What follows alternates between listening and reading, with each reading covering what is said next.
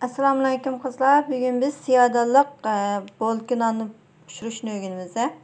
Bundan kerak materiallar bo'lsa, undan 1 kilo un, 1 kilogram un, xamir turishdan 1 qoshiq xamir turish.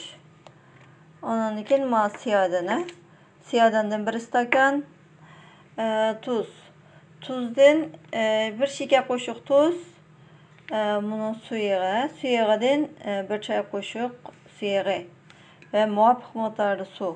Mushu materiallar ketadi. Bularni bir talanga qo'yib, xamir yo'g'irib olamiz.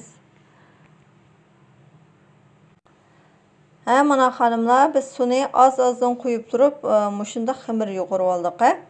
Endi bu o'zidan 2 kasa cho'nlig'icha bo'ldiramiz, xonimlar. Bo'lgandan keyin buni ishlash bosqichiga o'tamiz.